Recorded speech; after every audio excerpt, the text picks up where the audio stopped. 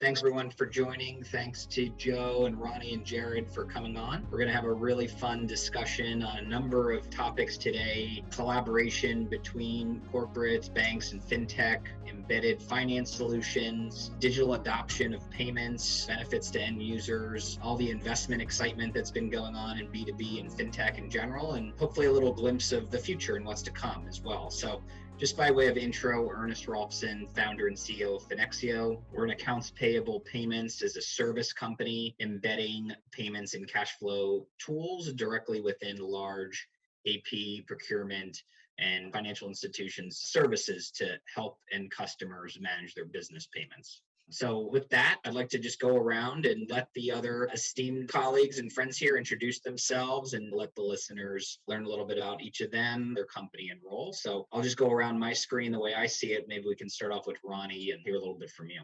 Thanks, Ernest. Ronnie Selinger, President and CEO of Nordis Technologies. Nordis is a communication management company that has gotten into payments as well. And we manage communications in the print, the digital, as well as payments for our clients throughout the country. Thanks so much. Jared, how about you? Thank you, Ernest, for having me here today. I'm certainly thrilled to participate with all of you. I'm Jared Wolffe, President and CEO of Banc of California. We're a $9.5 billion commercial bank headquartered in Southern California, one of the larger banks headquartered here. We specialize in delivering relationship-focused solutions to our clients in lending, deposits and treasury management, and payments, and helping our clients grow their businesses and improve their cash flow and operational efficiency. Thanks so much. And Joe, great to see you. Hi, everybody. Joe Proto here. Particularly honored to be here with Ronnie and Jared. I know we have a big audience and I know we've got a lot to cover. I'm a serial entrepreneur in the payments industry for 40 years, built and sold my first company to Core States Bank in 1992. Which is, of course, now part of Wells Fargo. Sold my next company to First Data, now part of Fiserv, back in 2000, and sold my third payments company to Mastercard in 2019. Retired, semi-retired from Mastercard in November, and I am chairman of Fenexio, honored to be serving as chairman at Fenexio. Thanks for being here. The intros, I think we're going to have a really fun conversation. Just to start the discussion, I think, Jared and Ronnie, you're CEOs of companies in and around and serving customers with fintech and payment related products to meet various treasury needs. I guess it'd be great to talk about how your organizations have evolved or are evolving to meet the expectations of your business customers today, and just how you think about that continued evolution and investment you're both doing. So a big part of the way I run my business is listening to our customers and leveraging technology to solve their problems. And so we've been a communications company, and so we manage billing and communications for our customers. Part of what we've needed to do over the years is build a second facility so that we could have disaster recovery, because when our customers were concerned about whether or not their stuff was going to get out, we're here in Florida, and in Florida, we all know there are hurricanes. And so as we've evolved, our print and mail business, we've evolved it by expanding and having multiple locations.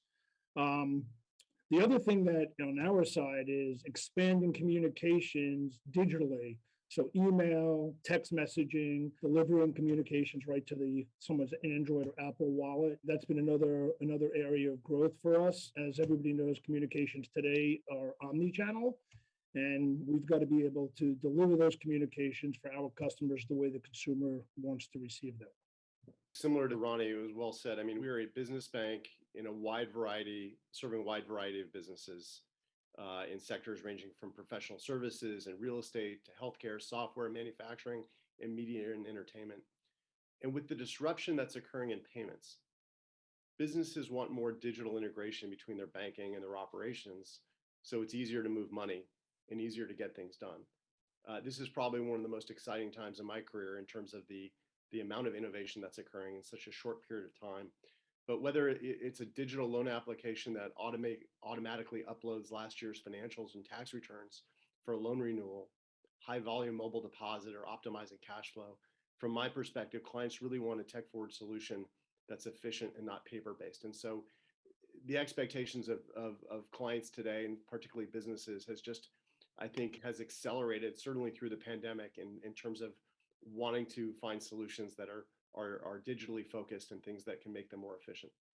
That's fantastic. I want to shift into, I think, a natural extension of that coming off of Jared's comments is around that collaboration between banks and fintech. I think most banks, if not every bank in the country, is thinking about this.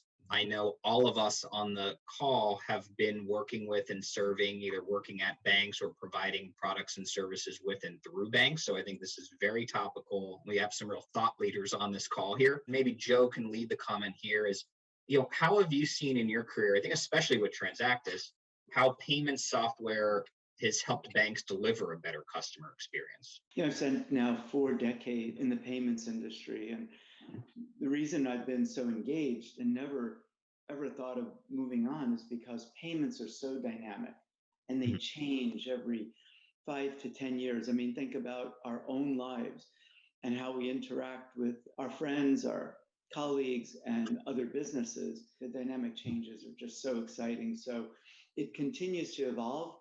What's different is the pace of change is faster than ever. The fintech bank dynamics, for those on the fintech side who all the way over at one end of the spectrum who think banks are being left behind, I would caution them to be aware that banks are extremely healthy and progressive. To quote Jamie Dimon, CEO of JP Morgan Chase, he's investing heavily in technology and believes in building, buying, and partnering with fintech. So we really have a whole new generation of younger bank CEOs like Jared, who are not only embracing technology, but helping lead banks forward in where we're going. On the other side, for banks that are not moving fast enough, then I think that there are challenges and risks to them where they won't be able to keep up and serve their customers adequately. So the pace of change is one in which I don't believe we've ever seen before. COVID is a super catalyst for this change, especially in B2B digital transformation. Working from home has changed everything that we expected to be able to do in the past versus where we are today.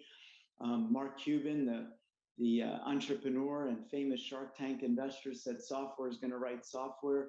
He said that 5 years ago. Yes, we will have self-driving cars someday, but not anytime soon, nor will we have software write itself. So the coming together of banks and fintechs working in unison, I think, is still the magic formula for success in the future. Joe, I couldn't agree with you more. I mean, fintechs, if anything, are accelerants for the marketplace, and they've been able to help introduce to banks streamlined ways to do things. There's a lot of dating and marrying going on right now between banks and fintechs in terms of trying to find the right partnerships. Fundamentally, what I see from the banking side is, fintechs have really introduced a novel and more streamlined ways for buyers and sellers to engage with each other. And when you look at the ecosystem today, there are really 2 things going on from our perspective. You have innovation occurring on the legacy and dominant payment rails. And you have innovation that's occurring to introduce neo payment rails via blockchain and stablecoin, and probably some others as well. And while both are exciting, from our perspective, we're focused on delivering to our clients more efficiently on existing payment rails, whether it's via Fed or Mastercard and Visa, with innovative solutions, because I think there's a lot of room for improvement. And it requires a lot less adoption and can have a higher impact immediately. We're closely watching the innovation, using Ethereum and Provenance, but it kind of feels to me like we're in the very early first inning. And it's like a bet, are we going to choose VHS or Betamax? And then Laserdisc is probably going to come along, and then there's Blu-ray, and then some novel disruption like digital streaming equivalent. So for us, these are all competing platforms with no crosstalk. You've got multiple challenges of collective action, selective adoption, and there's still intermediary tokenization that needs to make this stuff work, which might even be less efficient than FedNow. So we think that there's a lot that fintechs can share with us to help deliver solutions to our clients more efficiently today using the existing payment rails and try to reduce the friction and optimize how things are done. And I think there's just tons of room there. If you can comment, I mean, what do you feel like the difference might be, just for a listener, like, say if I'm a business, right, or even if I consumer, like the experience or difference of, like, say maybe interacting on payments with my bank versus a fintech today? And is it more like the customer demand that's driving some of these differences, or the banks are the ones that are driving? It feels like, based on Jared's comments, certainly Jared's thinking about how do we push the bank forward to meet some of these needs. But I'm just curious about, is there a difference in feeling, or is it also just there's some capability gaps that don't exist in the market? And all of you you're working with banks or serving banks, or you've developed fintech capabilities. So I think very topical. I think that there's a difference on the consumer side and on the business side. So I would say on the consumer side, innovation occurred much more quickly with startups that created new front ends to allow consumers to get services more efficiently and more quickly, whether it was through Chime or Square or the equivalents. I would say on the business side, banks have played a leading role in helping deliver solutions to clients to help them see what they could do better. It's much more disaggregated in terms of businesses finding solutions, and banks can really be the innovators and delivery systems to their clients. That's how we see it. And on the delivery system side, which is, the side I deliver on, consumers have choices. I think it was easy at the very beginning, right? Because we print and mailed everything. But today there are choices, and the consumer has the choices. And so end customers have to be able to deliver those communications and take in those payments how the consumer wants to get them and how the consumer wants to receive them. We're in a field here, and especially in the US market in particular, we add new payment types, but we never retire old ones. Look, you go to the convenience store and you get change with pennies or nickels that nobody wants and leaves on the counter. Yeah. As a country, we're still producing pennies, although it costs us more than a penny to create it. So we keep adding this whole multi-channel experience for consumers as well as businesses. And what I like about this panel in particular is we've got a communications company and a bank. And when you look at where we are and where we're going, it's about this integration of data and dollars. And customers, whether you're a consumer or a business, want it fast, want it accurate, want it friction-free, and want it to do the thinking for me so that I don't have to do that. And when you look at this integration of data and dollars, the winners, I think, for the future will be the ones that serve the marketplace in this omni-channel world that we live in, as much immediacy in real time as possible, frictionless and cost-effective. Yeah, well said, well said. I thought for a minute we were going to talk about something that no one talks about, which is a piggy bank lobby, and how they may be behind the scenes keeping all these pennies and nickels that we have to deal with. That's for another day, though. Joe, your last comments, I think, segue into this next session around embedded finance, and all four of us here are working together to bring streamlined customer experiences to the marketplace, right? Nordis would focus on receivables, helping clients receive payments, help consumers receive. Fenexio on the payable side. Banc of California certainly leading with treasury management and lending solutions. We're seeing a lot of innovation and a departure from the status quo in our sectors. And so I think it'd be interesting just to learn too how your companies are navigating some of these new approaches. And as it relates to that, how have you helped or thinking about helping your customers see the need for engaging with these new solutions that we've been bringing? We've seen a value in digital consumer payments from our customers. And we're a big believer in B2B payments. And this is something customers need. And we're talking with the same customer that is on the communication consumer payment side as the business to business side. And the B2B payments, it's, certainly in what Finexio is doing, more efficient, more productive, better experience to the consumer. And so we are really excited about bringing business to business payments to our customers, because we look at it and we feel it's just an extension on what we currently do for our customers. I would say that from our perspective, in terms of how our customers thinking about payments, demand is growing, but I think a lot of what we're doing is making technology available to help our clients see the benefits. And I feel that's part of our core mission, to be a little bit ahead of what our clients may need, and then introduce them to things that can help them be more efficient. There is a learning curve and some teaching involved. Yeah. I would say that clients are responding really well, and certainly that those that have adopted ways to optimize payments are seeing benefit. It's not for everyone, but certainly with the way that we see Fenexio and the like, it's not for everyone. But if your minimum payments is 50 to 100 grand a month, you're going to start seeing some benefits today. And that's who we're focused on, is helping clients of that size really start to see benefits. And I think it's going to roll from there. I think it helps to look at the history of accounts payable and accounts receivable in particular, because that's the lifeblood of every business. Being able to get money in, being able to pay your suppliers and vendors. In a paper-based world, they are two rails of a train track, AP and AR, that never meet, right? They're distinct. And we've got hundreds of people on this podcast who know AP and AR really well. In a paper-based world, manual handling, you're not going to integrate those. But as we move now to a digital experience and this integrated commerce where AP and AR can move in a multi-channel way, we have the potential to create a monorail so that in organizations, AP and AR departments are no longer siloed. They're actually come together. And the ability for the outbound payments and the inbound start to look like a singular experience at a corporation. And that is, to me, the driving force and the excitement around the thesis of where we're taking AP and AR. And as we start to knit together buyer-supplier networks, I am a buyer on one hand, but I'm a supplier on the other, creating that kind of integrated network, if you will, a directory of directories, is really, I think, where we're going in the next 3 to 5 years.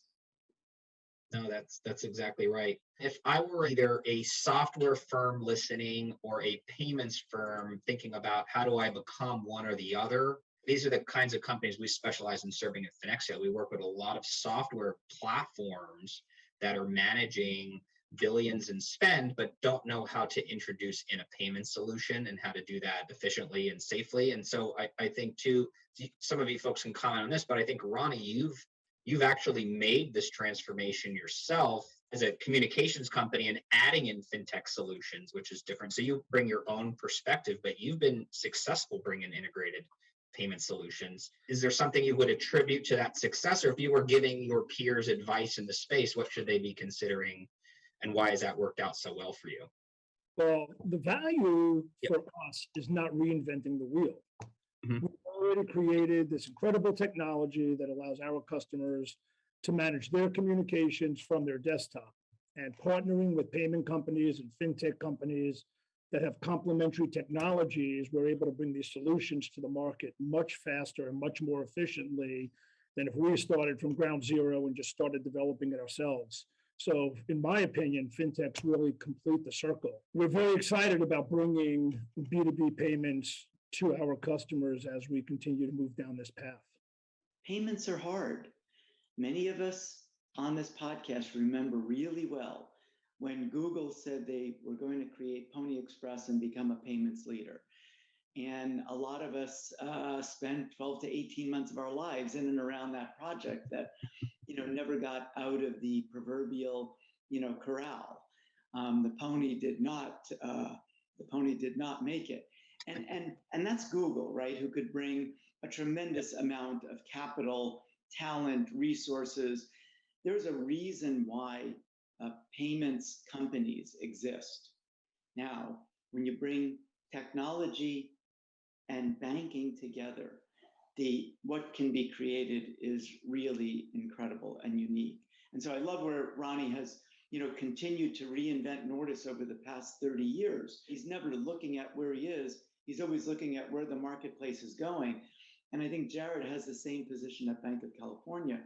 We have now an opportunity to look at where the puck is going to be and to do it with technology support, remembering that payments are really hard to get right.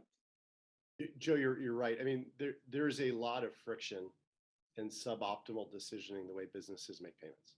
This is a transformative time to move away from paper and have some AI and some digital thinking help businesses optimize when they pay and how they pay. You know, why are you paying a vendor that a bill that's due in 60? Why are you paying them in 10 and doing them in the most costly method via check? What are you going to do to help change your decisioning to move money more efficiently and increase your cash flow? And I think that's what a lot of this technology like Finexio has really shown businesses they can do it differently and save a lot of money in the process. We kind of naturally started talking about some of these benefits of these themes we've been talking about. And I think we're getting a sense of why, but maybe just for the group, I mean, why should companies prioritize this digital transformation in B2B payments? What is the imperative? What, if anything, are you hearing from your customers or specifically from CFOs? I think that'd be interesting for the group to know about as you serve your customers and the kinds of problems your customers have that you think some of these payment solutions are solving and why you've decided to spend a bunch of time in this area. I'm happy to start and just say that I think businesses are much slower to adopt new technologies than consumers. Oh, yeah. And so we felt it was an imperative for us to be looking at how we can serve our clients and be solution oriented. If they don't find it from us, they're going to find it from somebody else eventually. Mm-hmm. But if we can introduce something to our clients, which we think is truly value add, and help us become a hub of their financial services ecosystem as we continue to deliver solutions on the lending side, on the deposit side and treasury management, that we can help them on their payments, it makes us a more complete bank. And so we've been looking at this for a while. The one thing I would say, and just to go back to something I said earlier, is it is a very confusing landscape right now. You know, people that are looking at this for the first time, or maybe people that have looked at this for a while, understand that there are two competing things going on right now. There are the existing payment rails, which are the legacy payment rails, which have plenty of room for optimization, which is what everybody on this podcast is using daily. And then there are the neo payment rails, which are being introduced, which are still very, very nascent. These are truly highways, and they're their own toll roads, and infrastructure has not yet been built on some of them. And you don't know what type of car you need to drive smoothly on it yet. And what roads it may connect to is still unclear. So we're focused on the traditional payment rails, which is what everybody's using. And how do we help our clients be most efficient and optimal on that? And, we will be looking carefully at the new rails and what they might see. But I think we are years away from those talking efficiently and being right for most clients. Customer loyalty, I don't mean to be harsh here, but it can be defined by what have you done for me lately? Whether you're a consumer or a business, nobody's waiting around when there's something better. Everyone's ready to move on. And we're seeing that with this computer in our pocket as individuals, we bring that same kind of thinking to work. And we expect to have these kinds of automated tools at our fingertips that just work. And as younger generation now takes over the financial positions, the senior most financial positions at corporations, driving the market, driving banks, driving their technology partners to move faster, to provide better, to offer something that is different and unique that will help their business, or they move on, right? It's no longer a game now where companies will stay with suppliers that are not keeping up. Everyone needs to move on for the health and the competitive nature of their business. And there are more options and more choices for consumers and businesses than ever.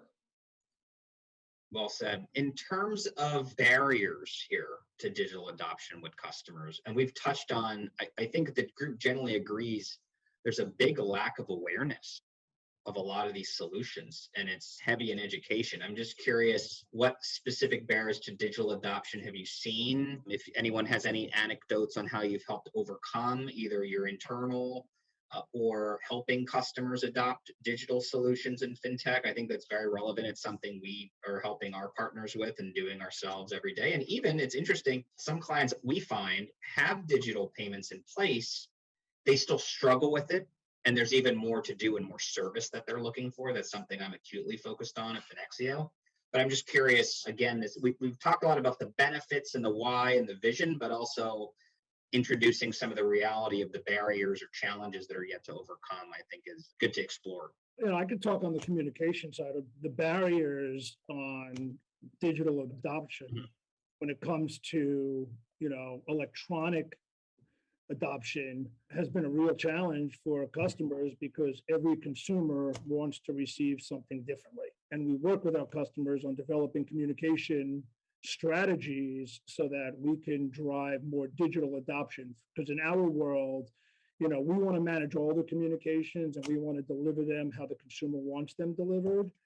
But our customers definitely have been faced with the challenge. If you're using multiple vendors, if you're using a letter shop and you're using an email company and a text messaging company and someone maybe to deliver it to a wallet, you've got data flying all over the place. And so from a customer standpoint, that's a real challenge because everyone, especially in today's world, wants to protect their data. Mm-hmm. So getting the consumer or allowing the consumer to receive the communications the way they want to receive it, or make the payment the way they want to make it, is what every customer, every company needs to look at. And so, we're really, really excited about being in this space and helping our customers to manage that process with their customers. And it is a challenge. And on the business to business payment side, being able to make payments to your vendors different ways other than just your traditional check writing, and saving money and perhaps even making some money in some cases, that is the way of the future. And that's why we're so excited about getting into this space, because we want to help our customers become successful with their customers. Yeah, I was just going to add, I mean, the learnings we've applied at Finexio are the learnings you've been applying for years in the consumer bill payment space, right? It's just having one option or one digital method when a client supplier, that supplier, by the way, may be Joe Smith, the contractor, who's a single individual LLC who looks and feels just like a consumer, right? Their payment receipt and communication preferences may be very different than Acme Corporation, the billion-dollar company, and they may want to decide different electronic payment methods and or different speeds with different fees attached to that based on their own unique needs. So I've seen this evolution come from consumer that has yet to be broadly, I think, employed in the business context. And Joe made that comment earlier about, right? It's like, we're all using these magical smartphones now in our day-to-day life. Why are we going into the office and using technology from the 1800s in the office? It doesn't make sense. So this is where the opportunity lies, is taking this investment and innovation and ease of use, frankly, in consumer, and bringing that into the business world now, where, again, a business is really made up of consumers, and those expectations are now really coming in a major way. It's so funny because when you look back to 2000, we cleared checks. America addicted to checks. We cleared checks by sorting them, transporting them to clearinghouses, where then they were put on planes, so that the New York check went to California, the California check went to New York. Even though we had the ability to capture the microline and the image of the check, we still moved checks on airplanes. 9/11 hit, and what happened? We shut down the ability to move anything for that period of time. And we said, well, we've got this technology that exists. Why are we still transporting physical checks versus electronic images? And that's what that transformation, it was a catalyst. 9/11 was a catalyst that changed that electronic check deposit arc experience. And I think that we're seeing the same thing happen. It's a little too close yet to be aware of it, but COVID, I think, is, we were told 2 weeks on the couch, flatten the curve, and everything's going to go back to normal. I shut down the Mastercard New York office on Thursday, March 12th, 2 years ago. And now we're finally starting to, see people come back into the office. So when we look back, I think a couple of years from now, we're going to look at COVID as being this real motivation for the acceptance of technologies that exist, but are not prolific and being used as much. And we'll look at COVID as being a big reason why we made the shifted our entire paradigm in the accounts payable, accounts receivable space. Unquestionably, Joe, you see things ahead of others, so I'm sure that that's going to turn out to be true. In terms of the barriers to adoption, just to comment on that quickly, traditional barriers to adoption are what you might find in many things, which is, inertia, right? We've always done it this way. Somebody who's holding the ticket has to learn to do something else. And does that person really want to invest the time and energy unless somebody pushes them to do so, or they realize it's going to really make their job better and it's going to improve the company? We're also finding that there really isn't one solution that's great for everybody. And so we try to you have to have a basket of solutions that you can use to help provide the right solution to clients. So when we see, entertainment companies that we work with might need virtual cards as payment methods because they can online, target how they're used, when they're used, for what amount, and for exactly capture the right type of vendor spend. Whereas others who have larger invoices that they may in healthcare, for example, they might need to pay a lot via ACH and move money, not via check, but in some other more efficient way. Or maybe it is virtual cards sending them out, but they're doing it in much larger numbers and a much greater volume. So having a variety of solutions, I think, helps to overcome a lot of barriers to adoption and help people see that there are different ways to do this that are right for them. I think one of the most remarkable things, and this is kind of taking off of Joe's story, was like, right, COVID hit, and now you couldn't go in the office, but you still had all these checks. So companies adopted, because there really are not that many solutions out there, and it's actually very hard to even find the web for solutions to help you and or meet every single requirement you may have. Instead of doing that, what could be brain damage, really hard. It's a very opaque market, right? It's very, and who has the time to research, by the way, when we have to make payments the next week, right? So folks are going into the office and then, one day a week just to print and mail checks. And on the other side, just to check the mailbox to see if any checks came in the mail and come and grab it. So very remarkable. That is actually still going on. And what clients tell us routinely as a blocker is they're not aware of solutions that are out there. They need their bank, right? They need their Banc of California advisor to call them and educate them on what's available because they don't have the time to do it themselves. They don't, they're busy, business is booming, and they don't have the resources then available that are deep payments experts, like all of us on the phone here, to know then even what to do with these solutions. How could you get off of paper if that's all you know and that's all you've ever known? And now you have to figure it out. There are no or very few YouTube videos explaining how to do this. So it's a little challenge. So they're looking for trust. They're looking for brand recognition. They're looking for advisement. And I think that's why I think banks is a very obvious path here, because if I bank with a bank, I pretty much trust that bank implicitly. Yeah, you're right. I mean, that's why, to the point, I mean, there is a lot of teaching and learning going on. And, we have to be looking for things that are going to help our clients for all the reasons that you mentioned, and then find a solution that we can introduce to be ahead of where they need to be. Because if we don't do it again, they're going to find it from another bank. And so we've tried to stay ahead of it. There is certainly some land grab dynamics right now in the market that are very exciting. So you're all investors in this space. You're investors in Finexio and B2B payments. What should investors be looking for, or do you think is interesting to look for in and around this B2B sector? I'd love to just start there in terms of how you think investors are thinking about this space. Fintech has been the phenomenon over the last several years, but there's, I think, a laser focus now also on B2B. So I'd love to hear your thoughts. I have a lot of experience in venture capital, growth equity, private equity, and have been, the beneficiary of having my businesses supported, not just by traditional financial investors, but my last company we had 5 of the top 12 banks as investors with me: Wells, PNC, Fifth Third, TD, and Capital One. And it's part of this whole theme that we're talking about, where banks are not going to be left behind.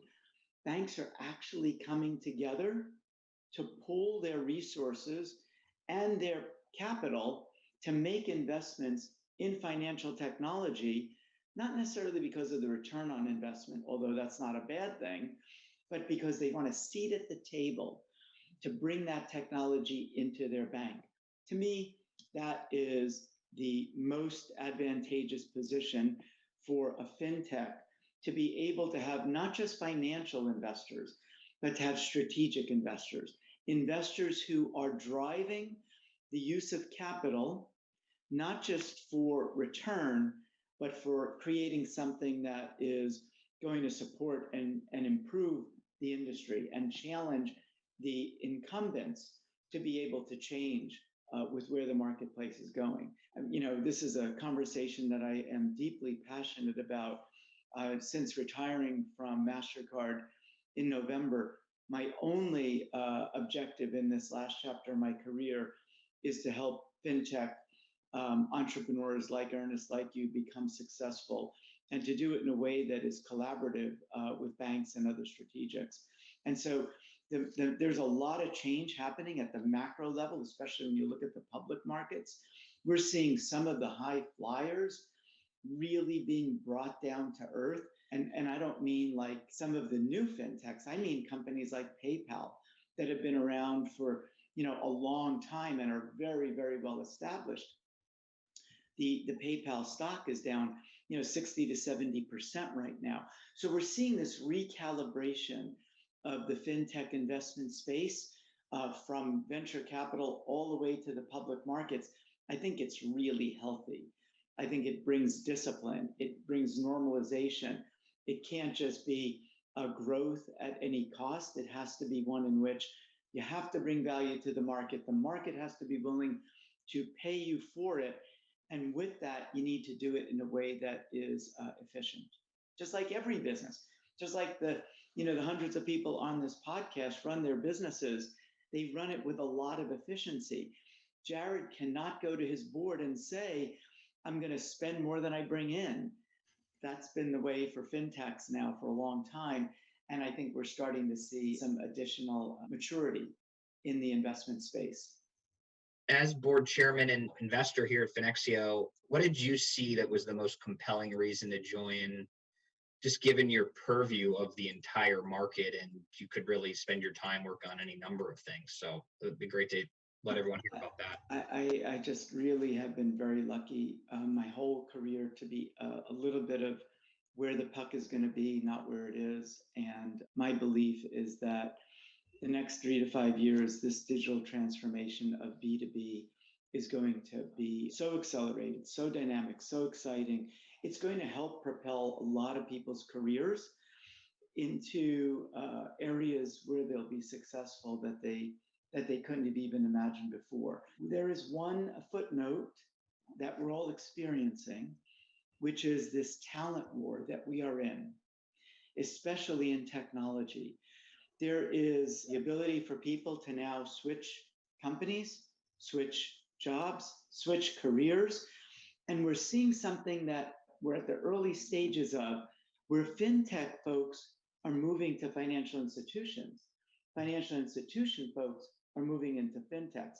That cross-pollination might be a little bit painful at times, but I think it's fantastic to be able to see Ronnie is able to attract and retain talent in his business that he might not have had access to before, because people want to go to a business that's on the cutting edge and helping transform. People want to go to a bank like Banc of California because they get opportunities that they might not have in a tech business or in a larger bank. So we're seeing this combination of this dynamic change coupled with a talent war, where I think the next 3 to 5 years, the winners will emerge. Not everyone is going to be a winner, but we can expect people in their career moves to really put amazing things on their resumes in the next couple of years? On the Finexio side, or just to jump on what Joe was saying, I mean, from a Nordis perspective, we love the managed hosted service model. I mean, that's what we're all about. That is Espresso. That is what we've developed for the communication and payment space. And we've talked a little bit about COVID and what it has done, and it's been a little bit of a disruptor and also a catalyst, right? Because changes have happened so quickly. And I think the Finexio and what you're doing there and what we're doing here at Nordis, and being able to have our customers access our platforms from wherever they are in the world, having our teams working on their deliverables. I mean, all of those things on outsourcing your communications, your payments, whether your payments are on the receivable side or the payable side, it's where everything is moving now. Because I think when COVID hit, most companies were stuck. They were stuck either on the communication side. If you had a whole team of people, well, let's take it a step back. If you had the communications being done in-house and you were shutting down in-house, then how now do you get your bills out? When we developed Espresso, it was really important for us to put this in the cloud so that no matter what was going on at Nordis, our customers were able to access and manage their communications. Well, I think the same thing goes on the Finexio side. I remember sending a check out for a bill I was paying, and I got a call 3 months later that they didn't receive it, and it was literally sitting in the lobby because nobody went back to the office. And so, yeah, this is a disruptor, and this is where it's all going, and we're really excited about being there. In what ways has this group seen the emerging tech influence the roadmap for financial services? And what is that trend? I don't know if over the next 10 years, I think we can speak maybe more crisply to the next 5, but how is this emerging technology explosion here really pushing on financial services broadly? Jared already made a lot of interesting comments around crypto and some emerging rails, but I know for me, being able to offer payments just from the web now anywhere, or embedding payment solutions via web-based other third-party apps has been incredible for our business. I wasn't even aware of that technology a few years ago, and now we're using it with our partners. So I'm curious to see what other technologies or things you're really excited about that will impact your businesses or this industry as a whole. We're really excited about embedded finance and the ability for our clients to more efficiently move money, or to tack on a borrowing solution, for example, to something which, in real time. So, the ability to process an invoice, click a button and say, hey, I want to finance that invoice without doing a whole lot of paperwork. Yep. Is something which I think will be a big behavior change for clients going forward. I think also the way that we move money, the expectation will be that if I got paid by somebody yesterday, why do I have to wait for settlement, see that money, in 2 days? Why shouldn't I be able to see it in relatively real time? Even if it's provisional credit, why can't it show up yesterday in my account? And so I think that those two things, being able to access borrowing solutions really quickly, and then to be a receptor of money really quickly, are two things which are changing and are pretty exciting. And on the Nordis side, I think the big word is APIs. I think that APIs today have really given us all. I mean, when you have technology partners, that means our systems are talking to create one solution for our customers. And through APIs, things have moved from a batch processing to it's going to go out to real time. And everything in real time, whether it's communications, payments on the receivable side or on the payable side, it's been a big game changer. And I think that the advancement of APIs in our world is just going to continue to get better and better. I mean, it's changed the world of booking an airline ticket, right? Mm-hmm. You book an airline ticket and then you'd wait a long time, or hours, if not days, to get your information back. And now it's instant. You book a car, it's instant. And I think payments and communications are going the same way. Ronnie, one of the implications of that for us is the ability to bolt on multiple solutions for our clients to access them in a single spot. So they're going to be able to come to us as a financial services hub, and we're going to have an ecosystem where they can tap into all of these solutions, which we might have connected to via API. If it's core to what we do, it might be something we invest in, but it doesn't have to be for us to provide it as a solution so our clients don't have to go to 50 places to find a whole bunch of different solutions. So I fully agree with you. Yeah. Well, while we're talking about blockchain and digital currencies, and the administration just came out with a watershed report on where we're moving with, our digital currencies. The whole idea of embedded finance has already happened in the consumer space. Mm-hmm. Whether it's buying my Peloton or buying a $50 pair of jeans, I can buy now, pay later. We've just embedded a financial experience for the consumer that existed before, maybe with your card, but now exists outside of that card experience. You could say that it happened so fast that we don't yet know what the downstream effects may be. I would not be surprised if we see some of that go from what it is to buy now, pay maybe, or even buy now, pay never. Are we kind of laying the seeds for the next, financial crisis at the consumer level? But when you look at it for the business to business experience, the large enterprise doesn't necessarily need to finance their receivables, but their suppliers would be willing to pay for that payment. And so we're seeing this AP/AR experience merge in a way that is really, I think, healthy. So the large corporation can say, hey, small business, I'm going to pay you in 60 days, but I know you need that cash flow faster.